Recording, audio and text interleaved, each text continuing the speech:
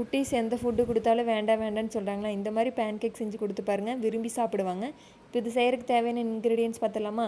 2 table spoon கோதுமை மாவு எடுத்திருக்கேன், 1/2 டேபிள் ஸ்பூன் கரும்பு சர்க்கரை எடுத்திருக்கேன்.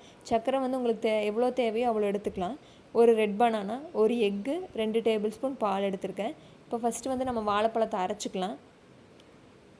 பேன் கேக் செய்கிறதுக்கு வந்து ரெட் பனானா எடுத்துக்கோங்க, அதுதான் டேஸ்ட் நல்லாயிருக்கும்.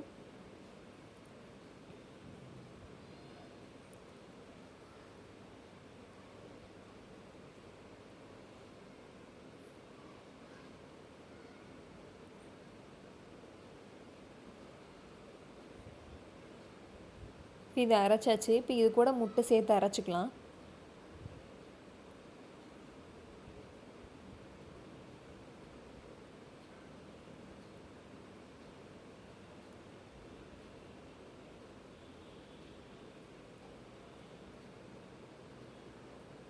இப்போ இது கூட கரும்பு சர்க்கரை சேர்த்துக்கலாம்.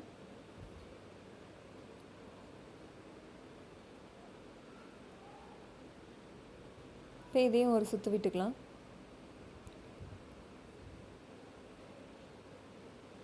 இப்போ இது எல்லாத்தையும் அரைச்சாச்சு. இப்போ இது வந்து ஒரு பவுலுக்கு மாற்றிக்கலாம்.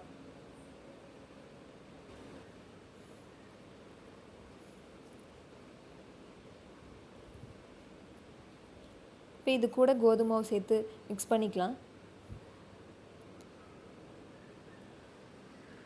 நீங்கள் கோதுமை மாவுக்கு பதிலாக ராகி மாவு கூட சேர்த்து பண்ணலாம்.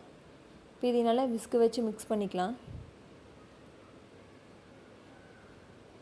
இப்போ இது கூட பாலும் சேர்த்துக்கலாம்.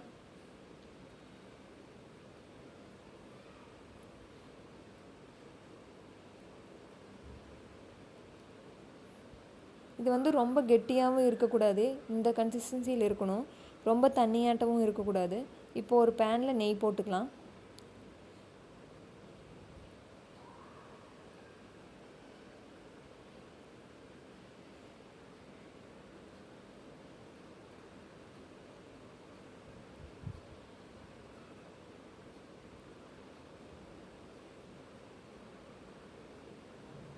இது ஓரளவுக்கு திக்காகவே இருக்கட்டும். ரொம்ப தின்னாக ஊற்றுனீங்கன்னா நல்லா சாஃப்டாக வராது, ஓரளவுக்கு திக்காக இருக்கணும். இப்போ இது மேலே நெய் கொஞ்சம் போட்டுக்கலாம்.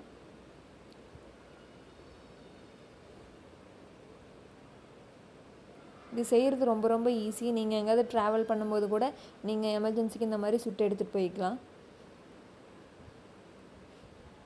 அவ்வளோதான், பேன் கேக் ரெடி ஆயிடுச்சு. இப்போ இது ஒரு பிளேட்டுக்கு மாற்றிக்கலாம்.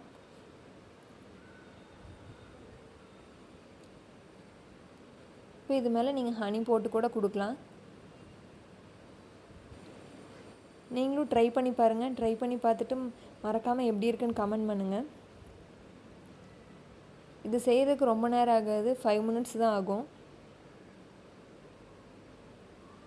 உங்களுக்கு இந்த வீடியோஸ் பிடிச்சிருந்துச்சின்னா சமையல் வித் கவி சேனலை சப்ஸ்கிரைப் பண்ணிடுங்க. அப்போ தான் தொடர்ந்து வீடியோஸ் வரும். தேங்க்யூ.